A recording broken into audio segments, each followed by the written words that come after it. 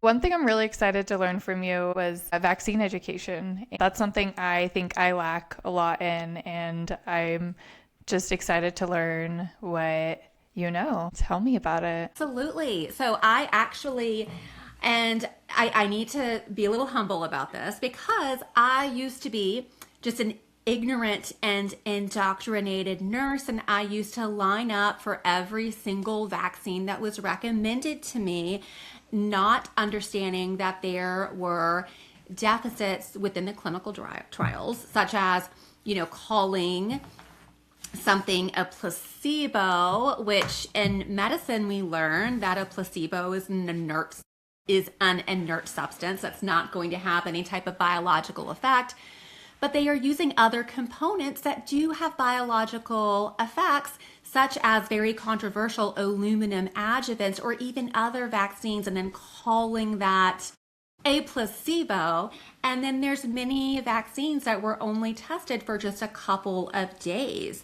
And so but basically, long story short, there's a lot of things that really turned me to functional medicine, but I myself experienced very severe immune dysregulation. And I did not know at the time that when I was staying up to date on my vaccinations for nursing, I really wasn't aware of the true risk, and that vaccinations in some individuals are known triggers for autoimmune disorders and multiple other conditions. So I really got educated about that through my own experience, and the more I started to learn about it, the more I became horrified. And then also, when you think about with nurses, when we're in the hospital that I worked at, I worked for a large hospital system. And before you discharge a patient, you are supposed to ask them for their vaccination status. And if it's flu season, or if they are meet criteria for the pneumonia shot, like that is part of the discharge criteria. So it was a very hard pill to swallow, learning what I learned, knowing that for years and years in the system, I was just repeating these talking points about safe and effective, not really understanding the scientific literature and safety behind these products. I did the same thing. Like with anything, I just recite what I learned and I didn't ever look into it. And that's one of the things, vaccines. I don't even know the ingredients. I'm learning the aluminum and but other than that, they don't ever go over what is in vaccines, and they don't ever go over the ingredients of pretty much anything. Medications, vaccines. Yeah, and it's really interesting too because surrounding vaccines, and I do believe that for a lot of people, especially in healthcare, that vaccines are a bit of a religion. And again, this is something that I also used to believe. And after seeing the data and utilizing critical thinking, I no longer believe this. But many individuals, they will stand behind vaccines despite the use of things like fetal cell lines, aluminum adjuvants, insufficient safety testing, because they believe that vaccines are the reason for the decline in deadly infectious diseases. And I'm not saying that there's not a tool for vaccines in medicine when used appropriately. However, the decline of mortality of these infectious diseases actually was due to things like sanitation, and also we do have widespread availability of medical technology and medications. I mean, 100 years ago, individuals did not have access like we do today to things like antibiotics or the use of intravenous medications and fluid and things like that. So there were conditions that people would die from 100 years ago that they're not dying from today because we have so much access to sanitation and then all of the medical advancements. But it's just not true that it was because of vaccines. We've also seen other diseases on the decline that we don't have vaccinations for, such as tuberculosis, scarlet fever, and whatnot. I'm grateful for the medicine that we've developed, but I think it's all overused. I think we overuse medications, we overuse vaccines, we there's a time and a place, like you said, and I hope that we can get back to a place where we're just using it for what it's there for, not essentially for money. It seems like to me this is all a money grab for a few select people that are owning these vaccine companies, or at least investing in them and helping with the development of them. And a lot of them don't have medical backgrounds, it seems like, business So backgrounds. yeah. What is so interesting to me, and this really is what woke me up. And we all see this where there are people, especially healthcare professionals, that they are really digging their heels in right now. And they don't like people like us that even talk about another narrative. But with what really woke me up was seeing that when I was a child, I was born in the 80s. I think I'm a bit older than you. But anyway, when I was born in the 80s, from birth to age 18, there were 24 doses. And then my children today were being recommended 72 doses. And then my parents, who were boomers, were getting 6 doses. So then you have to look at that, but seeing that, because when I was an indoctrinated nurse and I was just doing what I was told, I had no idea how much that the CDC vaccination schedule had increased over the years.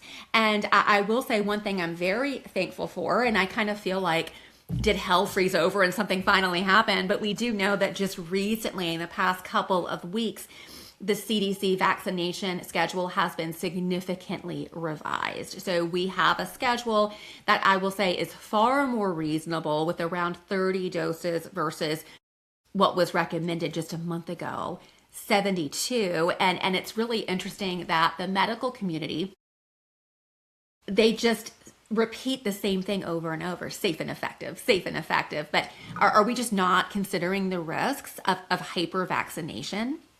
All of these diseases that I'm seeing, that now that I'm woken up, I did not see it. I saw it as normal. Everything I saw, because I worked in the ER, so everything just seemed normal. And now I question, was this a vaccine injury? Was this our food industry? Was this something caused? Now all I see when I see sick people is this was done to us. And that sounds very victim. I don't know how else to say it, but it seems like we've been kind of poisoned for the past 60 years at least.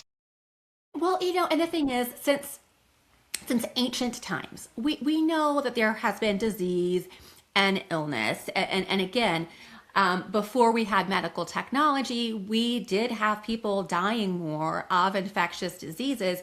But what's interesting now is the rate of chronic illness. When you look at how developed the US is, and then here the US is just leading the way with chronic illness rates and associations. And again, this is not an association that I am a fan of, but even the American Diabetes Association, they are admitting that up to 88% of Americans are metabolically unhealthy. And then also, for someone that has an autoimmune condition, and again, I have it under control, just like the things that you've been doing to get your health issues under control. I got it under control through functional medicine, through nutrition and lifestyle. However, this explosion of autoimmune disorders, this is not normal. Something is causing it. Yes, there may be a genetic predisposition for some people, but genes don't change that fast. And then the allergies, someone having young children, there are so many places. Allergies are so bad now. There are so many schools that they're like, no, this can be like a life and death situation. We do not allow any outside food. You Oh, cannot take peanuts anywhere. I'm like, this was not a thing when I was a child. So something is going on, something is causing it. And doing functional medicine myself, I really believe we are not doing functional medicine appropriately if we refuse to acknowledge vaccinations as a potential trigger or a potential cause to certain diseases, especially when we're looking at things like allergies, neurodevelopment disorders, and autoimmune conditions. I'm so interested about your functional journey. What did you change in your lifestyle and your diet to help with, and what kind of autoimmune symptoms did you have? Yes. So, and I feel like with my story, it's the same story I hear over and over and over from so many other nurses that I train, because so many of us get into this because we get sick ourselves. But I had for several years, I had just strange symptoms: difficulty breathing, chest pain, brain fog, pelvic pain, just all kinds of random things. And no one could give me an answer. The one thing I heard, they were like, well, you were developing hypothyroidism, but we're just going to keep an eye on it, which basically means, this is something that's off, but we're just not going to do anything. We're just going to wait until your thyroid breaks and then act, because that makes sense. So anyway, and I was also frequently told that maybe my symptoms were just in my head. Maybe I just needed an anxiety pill. And it's so bad, you can't make it up. But anyway, I officially broke when I had my first child. And I was so sick. Like it went from my symptoms being frustrating and annoying to being debilitating. I had very severe debilitating fatigue. And I finally did get diagnosed with Hashimoto's, which is the fastest growing autoimmune condition in the country and causes up to 90% of hypothyroid cases. But I was first diagnosed with that, and they basically told me, this is your new baseline.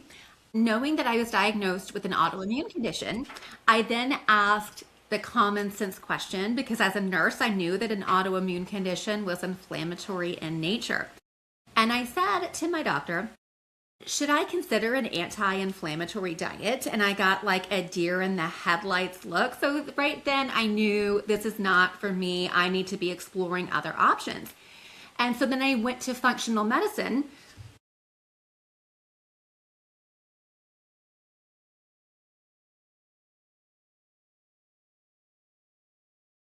which I thought made sense, because functional medicine, when I was learning about it, I was like, this is how medicine should be. We should be evaluating root causes. We should be utilizing nutrition and lifestyle and all of these things.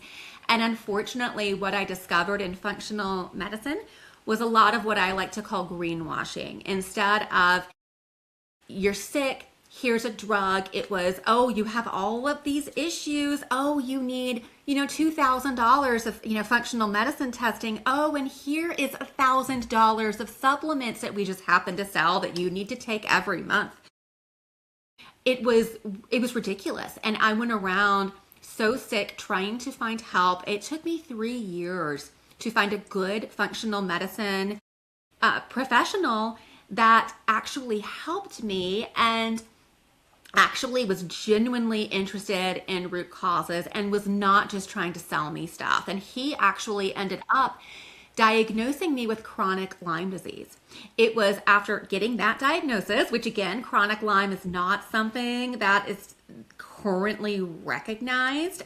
They are making changes with that, I believe, in the current administration. However, it was getting treated for that changed my life. And now on the other end of it, I do not have any symptoms. I have 0 lingering symptoms, minus maybe like some dry skin. I actually feel so good that at the age of 40, I had back-to-back babies. It's one of those things, like when you get sick like this and then you recover through functional medicine, you can't unsee it. So, what type of diet changes did you make? What did your diet, or what does your diet look like? Yes. So when I went through the ringer, originally with functional providers, many of the good things that they do well is they're telling people stop eating the processed packaged food. And before I went healthy, I thought I was eating healthy. I thought that my whole wheat Triscuits and my hummus that was made in ultra processed canola oil, I thought that was a health food. But anyway, I felt like functional practitioners, sometimes they can be too restrictive. So I ended up restricting my diet too much, losing too much weight. But I will say overall, what has helped the most is eating the foods that God has biologically designed for us to eat. So basically, eating foods that my great great grandparents would recognize as food. So I work really hard to consume organic as much as possible, buying from local farms, and yeah, basically eating whole foods. And I will say with the gluten, I do not think that gluten is the devil. However, the gluten that we have today in the stores is very hybridized. So it is an ultra processed food. So again, like if I do eat something like gluten, it's going to be an ancient grain like einkorn. But yeah, it makes a big impact just with what you eat. And it is just it is so shocking to me that so many medical providers don't understand this. And so many dietitians do not understand this. My mom was a dietitian growing up, and there was a time when it's probably like 2007, I would say. They were pushing the fake meat like crazy, and my mom started buying fake meat thinking that was healthier. And when you look at it now, it's 40 plus ingredients with canola oil, with safflower oil, with soybean oil, with all these processed oils that I might have looked healthy my whole childhood, but I don't think I was metabolically healthy. I think we're at that 88% of metabolically unhealthy that you were talking about. And it's so true. And you don't know it until you start feeling better. You don't know how bad you felt. Yes, that's so true, because we live in our bodies every day, and I kind of compare it to the frog in the boiling pot of water. And every year it gets a little worse. And my husband is probably so sick of hearing me talk about it, but all the time. Like, I feel so good now. And I will say I can confidently be like, oh, I feel really good right now. And I have a baby that is not sleeping through the night. Like, I am up like every hour at night. And I think about how bad I felt, 8 years ago. And I'm like, how in the world was I functioning like that? And then even before I got the crazy diagnosis and stuff like that, and I had all these different issues, back then, when I look about what I was eating, and also for me growing up in the 80s, I did grow up on Pop Tarts and little, like, all of the processed foods. That's what I grew up eating, and I don't know how I grew. And I think that a lot of these issues that people have, a major factor to that is inflammation and also nutrient deficiencies, because we know that Americans consume the majority of their calories from processed foods that are void of nutrients. And then when they add the synthetic nutrients back in, those synthetic nutrients, first of all, are synthetic, and they're not bioavailable like the natural nutrients that you're going to get from eating natural nutrient dense foods. When did you develop your functional nursing academy, and how did you get there? Because I'm so excited to hear about that. Yes. Oh, yeah. I never thought that I would end up starting an educational academy, but it was totally a God thing. But anyway, when I started to get better and get answers, I started my own, because I just had such a negative experience with conventional and functional medicine. But I believe so much in functional medicine, and we need to have more qualified practitioners that practice with integrity in that field, because it's so promising. So I started my own business as a registered nurse. I am not a nurse practitioner. I am not going back to pharma school. But anyway, my own business. And so I was doing functional medicine as an RN, and I got a few women well. I helped them get better. They went and they told everybody about it, and they blew my name up in all of the mom groups. And the next thing I knew, I was able to work from home part-time, and I was generating far more revenue than what I would have made even if I was working in that god-awful system full-time. So I was doing really well. And then when the COVID shenanigans happened, because that's what it was shenanigans, that stuff happened. I was hearing from more and more nurses that didn't agree with the protocols that were going on at the hospital. And then we had this massive influx of nurses who were getting fired for not wanting to get an experimental COVID vaccine. So I was hearing from nurses frequently that were saying, Melissa, how do I do what you do? So I was like, okay, you know what? I'm just going to start a, functional medicine training program. And when I first started it, it was, I started out doing live classes, with limited groups of nurses. And the demand got really high and it grew like crazy from there. So now I have a very large platform. It's CE accredited. They can get board certifications. And I have trained hundreds of nurses across the country. And the vast majority of my graduates are starting their own concierge virtual practices. And then also, we are officially 4 years old now. So yay. Wow, happy birthday. Oh, yes, yes. So another one of my complaints though, and not, I don't complain about everything, but anyway, being a holistically minded nurse, I, myself was looking for, taking classes and things like that, because to be a good practitioner, we must acknowledge that we don't know everything and we need to constantly be learning. There are a lot of people who are injured from the COVID vaccines. And not just from the COVID vaccines, but there's a lot of people that may be injured from other vaccines that they received. And something that I saw that really frustrated me is that, holistic medicine, functional medicine, it's supposed to be the alternative. But I was seeing, certain large organizations in functional medicine really push the COVID vaccines, even though there was so much of that wasn't evidence-based. And then I was seeing a lot of other organizations that refused to talk about these individuals with vaccine injury. And I think I think that's wrong, because apparently it's deemed controversial.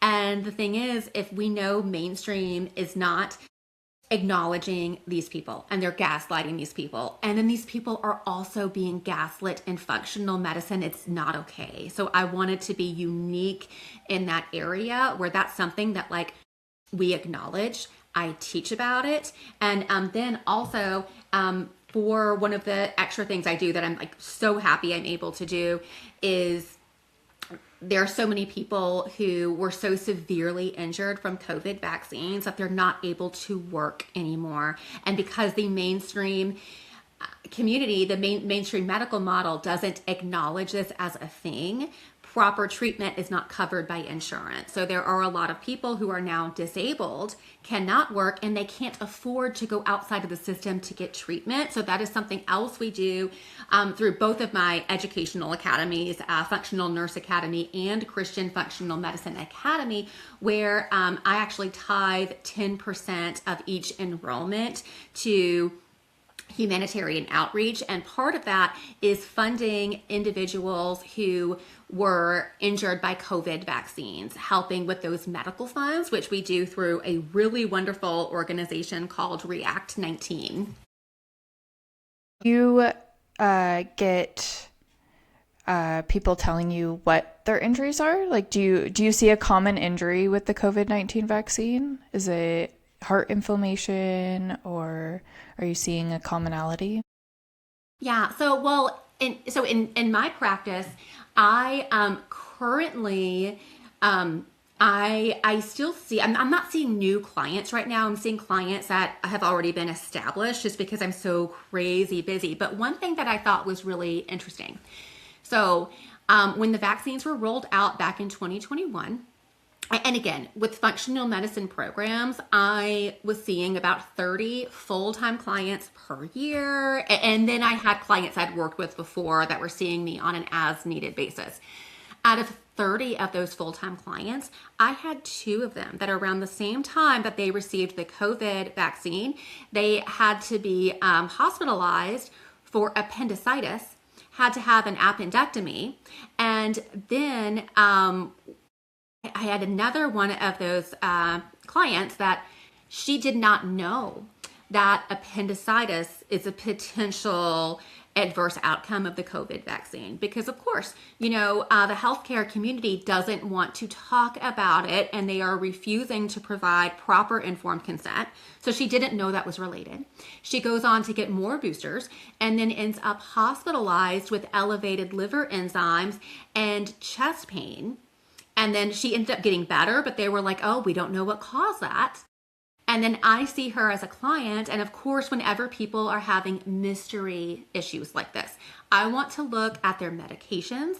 And within the medication realm, I also want to know what vaccines you have had. And I actually found evidence of where all of those events were reported as adverse outcomes. So as healthcare professionals, we really need to be screening people for these things because, again, this young woman, she didn't know. I think she had an initial reaction, did not know it was related, and then continued to have more adverse outcomes because she kept getting the product. Some other things I've seen new onset of POTS in a young woman, and that wasn't the COVID vaccine. I believe it was after getting the meningitis vaccine. And again, there are these kind of mystery neurological conditions that a lot of neurologists don't know what to do with, and they're too scared to look at vaccines as potential causes. I've also seen, and again, with the COVID vaccine, there were so many people that received those vaccines and had very severe reactions to them. I've heard many times where people were saying that they were sicker from the vaccine than they actually were from when they got COVID. When I was working during COVID, I was still full believing everything, and slowly things are coming back, but I just wonder, I do see a rise in POTS patients. Is that also being caused by the flu shot? Are the ingredients in the flu shot still causing, adverse events too? Do all the vaccines seem to be causing all these? It's concerning. And I had looked specifically when I had that client because I was looking to see if there were any documented cases of POTS after the meningitis vaccine. And I couldn't find anything specifically for that vaccine, but there's a component of POTS that is immune dysregulation. And we know that vaccines can cause immune dysregulation. And another thing, because we know that they're not appropriately safety tested. For an example, if a vaccine causes an autoimmune condition, we know autoimmune antibodies take usually at least 2 weeks to develop. Now, to give just a prime example, hepatitis B vaccine. They only tested that for 3 to 5 days. So they discontinue the safety testing review period before these serious events like autoimmune conditions would develop. They need to test them longer. And without having a true saline placebo, you really don't know the safety profile of that product. And another thing that I think is really concerning, so we know the VAERS, which is the Vaccine Adverse Event Reporting System, it collects approximately, probably around 1% of vaccine injury. It is a failed system. And so we have individuals, we don't have safety trials that are long enough. And then the proponents of the vaccine, they're like, oh, well, you know what? We've given it to millions of people, so I guess it's safe. But then they're forgetting that the monitoring system is broken. And then we have healthcare professionals that are uneducated on this. I mean, even post-COVID, there are so many healthcare professionals, nurses, doctors that don't even know what VAERS is. They don't know how to report to VAERS. And then, the healthcare profession in general is not educated properly about vaccines. A lot of them still falsely believe that vaccine injury is so exceedingly rare. It's about 1 in a million, which is so far from being false. But say that someone develops something like new onset autoimmune, POTS, something of that nature after getting a vaccine, what is the likelihood that when they go to the doctor is going to be like, well, what vaccines have you had? Oh, let's go ahead and actually report it. Like that, it's just not happening. Yeah. Yeah. Oh, wow. It's so distressing to me. I don't know. The further I get in this space of functional, I guess you would call it functional medicine, it should just be real medicine, in my opinion. But the further I get down this space and learning from you and others, my mind is just blown by this. Remember when I first started learning about it, and this was after I already had a child, and I was so indoctrinated, guys, that, okay, when I went to the trusted pediatrician, they were like, okay, before anybody sees your baby, they need to get all these vaccines. Because if they don't, your baby can die, which is not, there's a lot of deficits with that. But anyway, I was so indoctrinated that when I had my first child, I went and I told all of our close family members, you can't hold the baby unless you get these vaccines per our pediatrician. And I look back at that and I am like, and this is another reason why I think it's important to have grace for people that may be deceived. Because again, like you and I, we were both deceived and we came around. But when I started learning about it, I cannot believe how bad it is. But we go into nursing school, and I think a lot of us go into it trusting that what we are recommending, the actions that we are going through with, are evidence-based and have been properly safety tested. But unfortunately, that's just not the case. Yeah. Yeah, it's totally deceiving and feels violating. Like you violated my body. You put things in my body that weren't actually tested and you knew probably would harm me or everyone else. So in your academy, I have a question. Do you teach nurses what is within the scope to be able to educate? Yes. So when we talk about scope of practice, one of the learning activities is, and again, like nursing scope may vary slightly from state to state. So one of the learning activities is that you need to review your Nursing Practice Act. That way you can ensure that any services that you're going to be providing fall within your legal scope of practice. And to give you an example, as a registered nurse. So I hear a lot from nurses and they're like, I don't think I'm allowed to practice functional medicine. And the term functional medicine does not mean that you are practicing medicine as far as diagnosing medical conditions, prescribing medications and things like that, because functional medicine is a modality where we may be investigating root causes. We're looking at potential lifestyle interventions that can help. We're looking for potential triggers. We're talking about things like nutrition and food as medicine to heal the body. So when we're talking about using those components to help to heal the body, the vast majority of that is going to be done through education and coaching. So, and another thing, there are ways, and this can really confuse nurses, is that I do teach about lab testing. And there are ways that if you're not a nurse practitioner, you can order lab testing for your clients under the MD at a partnering laboratory. And that's something that we offer to our students. But one of the massive problems in healthcare, and like I said earlier, the American Diabetes Association is like, oh, about 88% of Americans are metabolically unhealthy, and we are the sickest country in the world. So why in the world would we just, for our lab reference ranges, why would we just get the average and then say like, oh, okay, yeah, your labs are normal? Because that is like one of the top reasons that is causing all of the gaslighting is people don't feel good. They go to the doctor, they get a handful of labs, and then outdated reference ranges are being used, and that person is being told that nothing is wrong with them.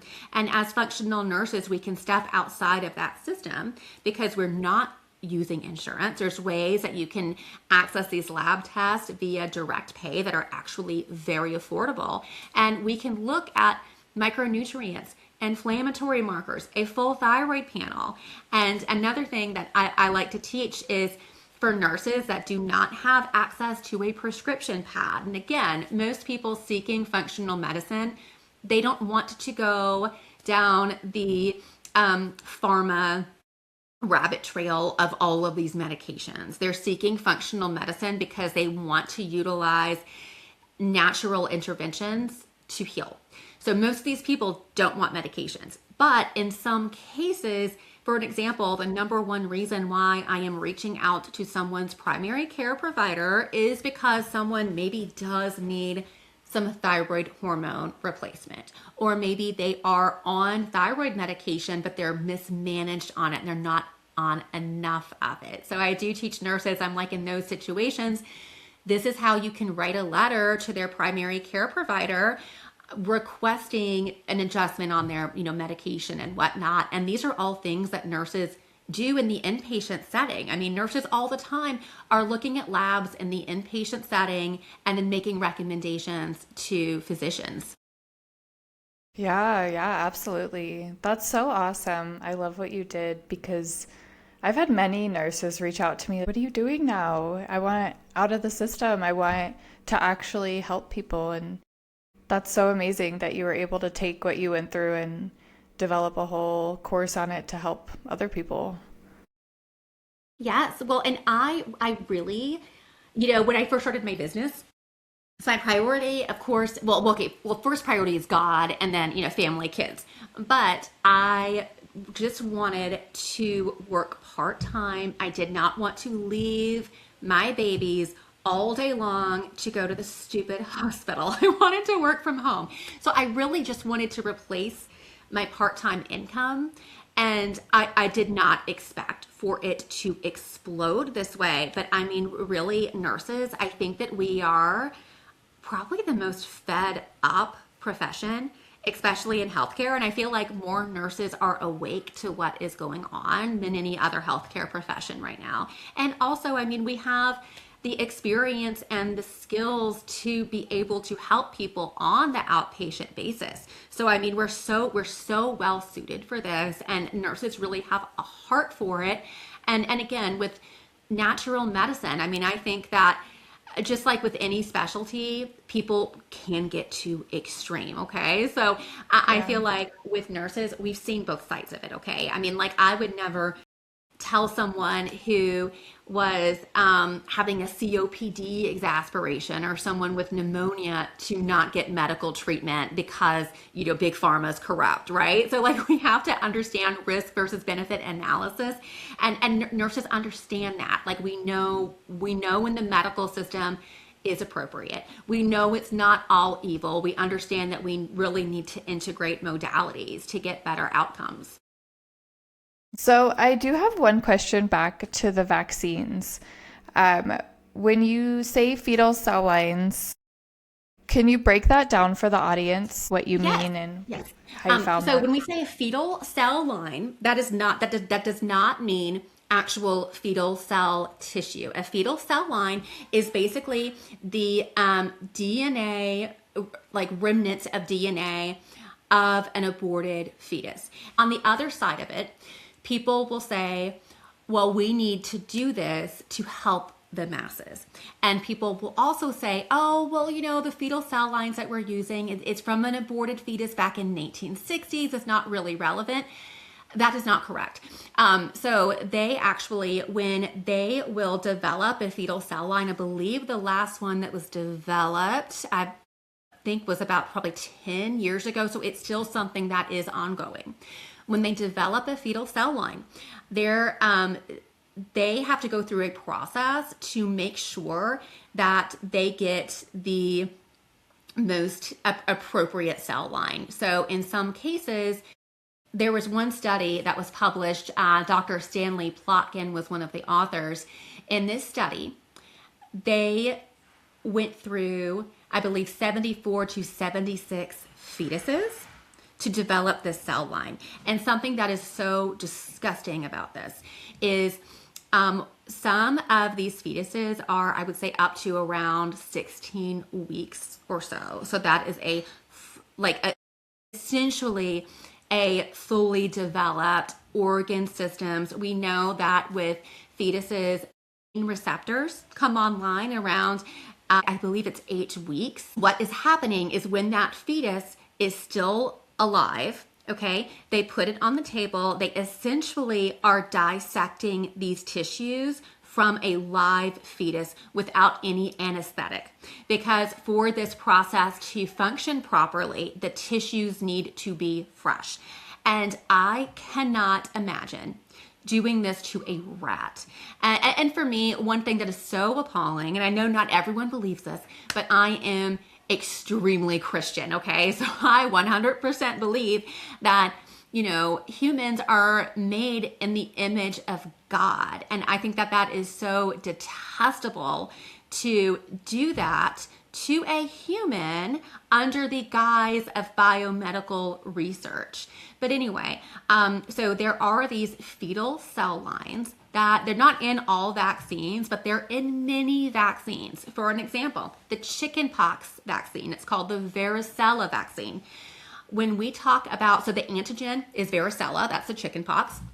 There is more fetal cell lines in that vaccine than the actual antigen.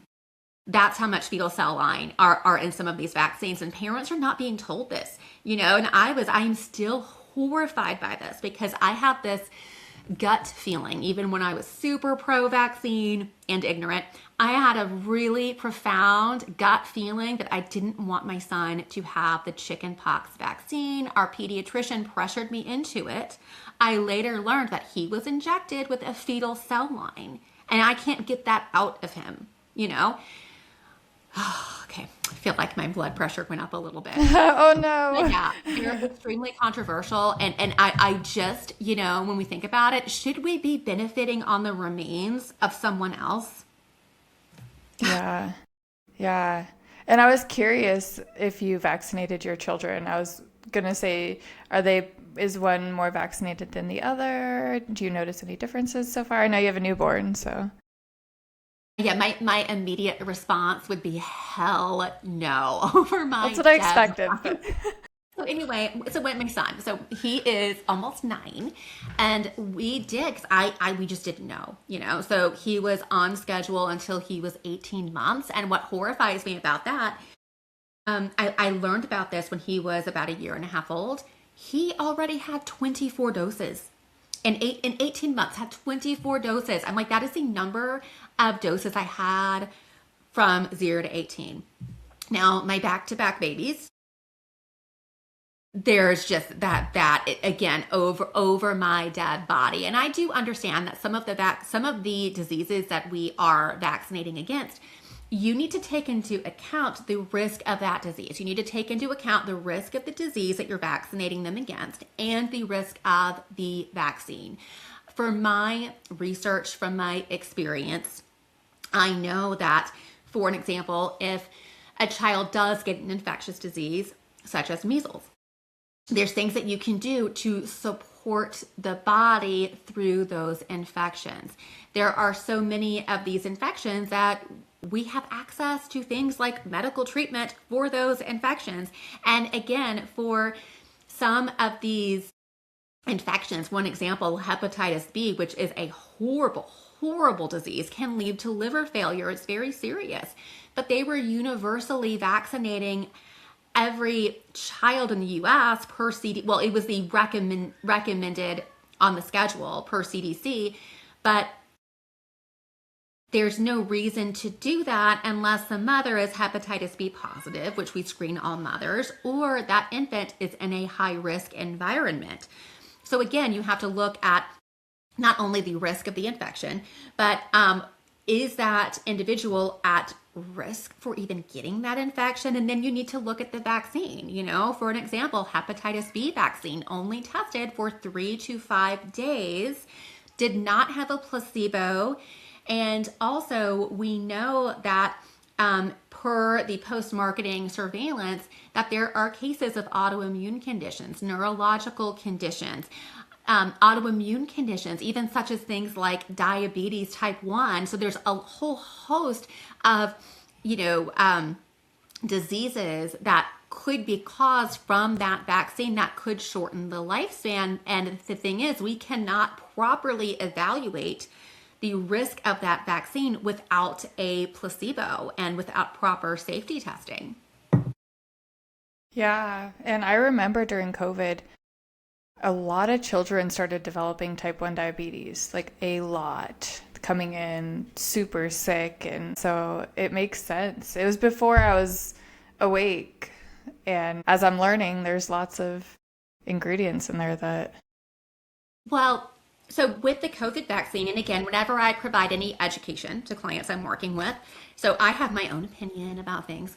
So, but I know that whatever my bias is, I need to put my bias aside and I stay objective and I just give them the information and I talk to them about risk versus benefit. But one thing that I did show my clients as an educational piece for the COVID vaccine is one of the reasons why there is so much injury is because we know that the mRNA lipid nanoparticles, they biodistribute throughout the entire body. So we're talking about it biodistributes to the reproductive organs, the heart, the liver, the kidneys, the pancreas, everywhere. So that could be one of the mechanisms behind why there's so much injury. And we know those lipid nanoparticles are highly, highly inflammatory. So that is something that I would show them.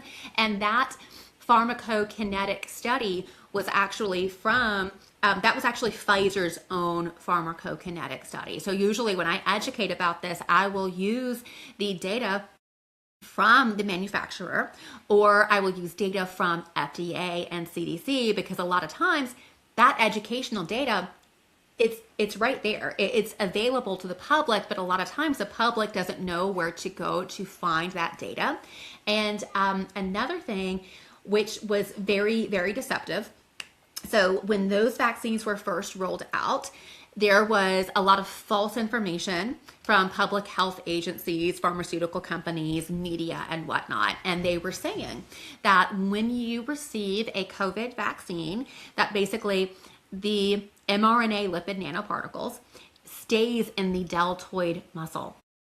There was never any evidence to support that claim. That was just a false claim. Yeah. So that's why so many of these organizations and medical professionals, they were like, well, injury like that is not possible because it doesn't leave the deltoid and the immune system just destroys it. And that's not true, because we know that the spike protein from the vaccines can actually linger in the body for years, actually. So there's just so much we still don't know about those vaccines. I wonder if we'll just keep seeing the effects now that children in the past have gotten 70 plus vaccines before 18 or at 18. I'm sure we'll see, it probably won't be studied, but I'm sure we'll see more and more and more throughout the years now that we have such a huge population with all these vaccines in their body. Yes, well, I really hope that there is more research that's going to be done on this. That way we can potentially start researching more treatments or other helpful interventions that could be supportive. But I do think that currently we have a population of people that have a lot of immune dysregulation. And I do think that vaccines can absolutely play a role as a potential trigger for so many people. Yeah, yeah. And now I'm remembering when I was in elementary school, you're right, there were not many allergies. There was like a little tiny table of peanut allergies, and that was about it. And there wasn't a lot of gluten intolerance. Even I grew up in the 90s, and I remember, I think that was the start of the food industry shift, how they started adding all these additives to it. Another additive.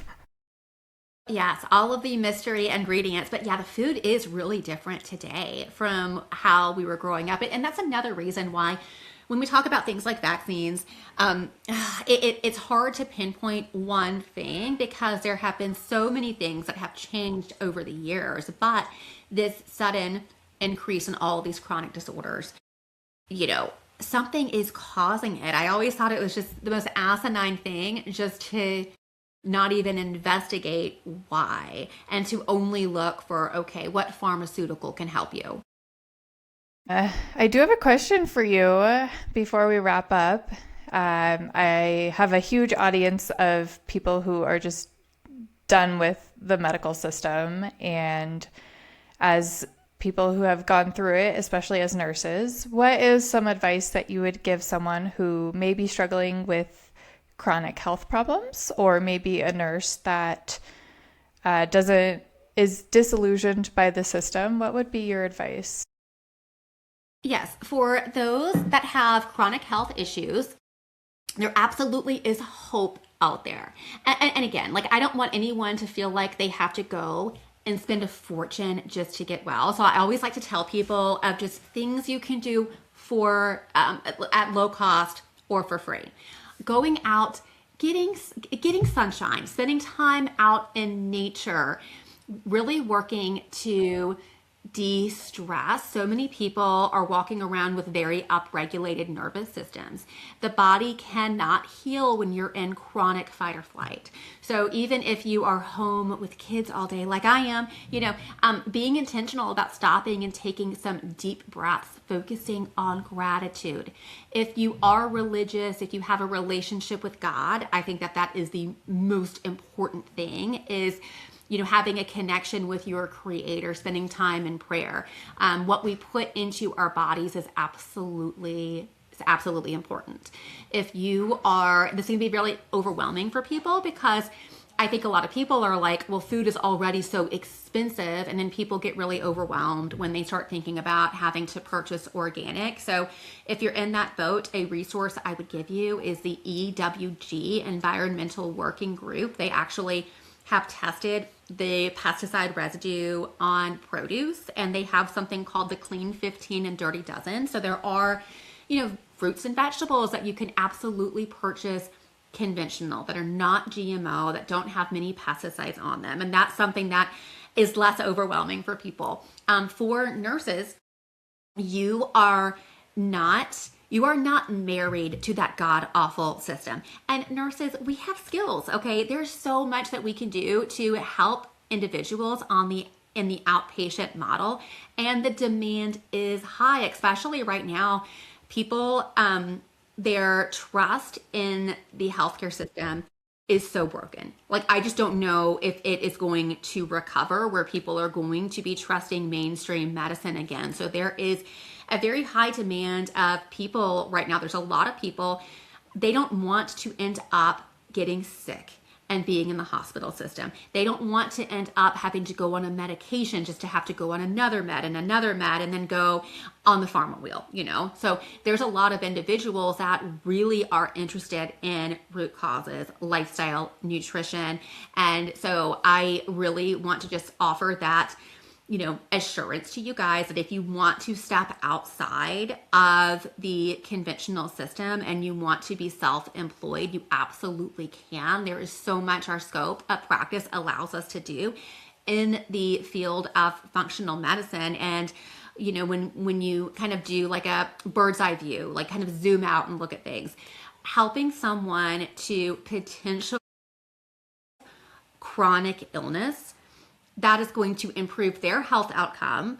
They're going to end up spending less money overall on healthcare. And then as the nurse, you can actually have a job that is purposeful again. Because again, so many of us are in the system.